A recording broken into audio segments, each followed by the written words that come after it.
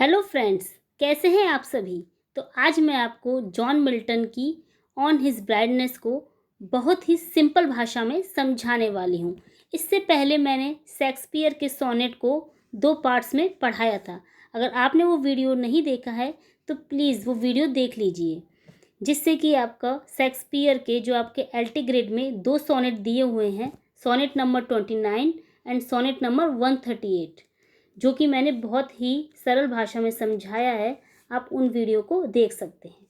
तो चलिए अब हम वीडियो को स्टार्ट करते हैं। जॉन मिल्टन की ऑन हिज ब्लाइंडनेस की हम आज आपको पोएम पढ़ाने वाले हैं। इनकी फर्स्ट लाइन है, when I consider how my light is spent. When I consider, इसका मतलब है कंसिडर यानी सोचना।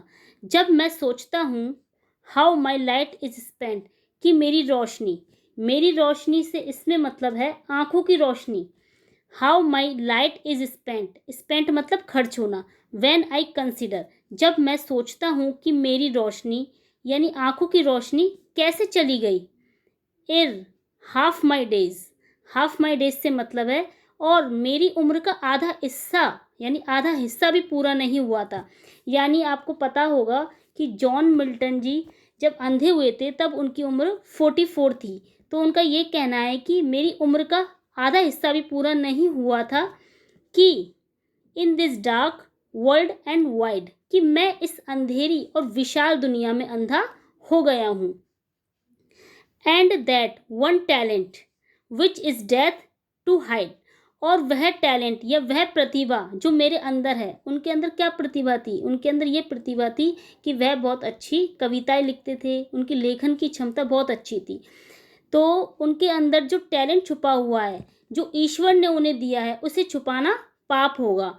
यानी वह which is death to hide, यानी वह मृत्यु के समान है।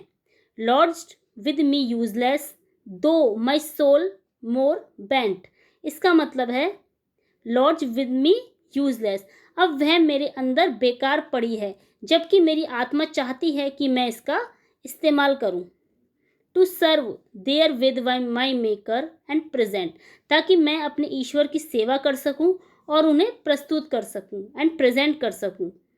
माई ट्रू अकाउंट का मतलब है अपना सही हिसाब किताब से इसमें मतलब है अपने कर्मों का।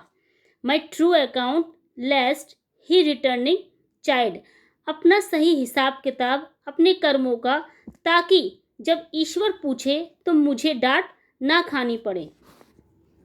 Doth God exact day labour light denied, मैं मन ही मन पूछता हूँ क्या भगवान मुझसे दिन रात काम चाहते हैं। लेबर, जैसे लेबर दिन रात काम करता है, वैसे ही जॉन मिल्टन जी बोलते हैं डॉथ, क्या गॉड यही चाहते हैं कि मैं दिन रात काम करूं जबकि उन्होंने ही मेरी रोशनी छीन ली है। I fondly ask but patience to prevent, I fondly ask, मैं अक्सर ये पूछता हूँ, बट पेशेंस यानी जो मेरा धैर्य है मुझे इस शिकायत को करने के लिए रोक देता है। That murmur soon replies God doth not need, धैर्य कहता है भगवान को ना तो इंसान के काम की ज़रूरत है। गॉड डॉथ नॉट नीड, भगवान को ना तो इंसान के काम की ज़रूरत है। आइदर मैंस वर्क, ना काम की ज़रूरत, और हिज ओन गिफ्ट, ना ही उनके किसी भी उपहार की ज़रूरत है। क्योंकि जॉन मिल्टन जी कहते हैं कि जो गॉड हैं वो गिवर हैं, रिसीवर नहीं है। वो हमें देने वाले हैं, वो रिसीवर नहीं है।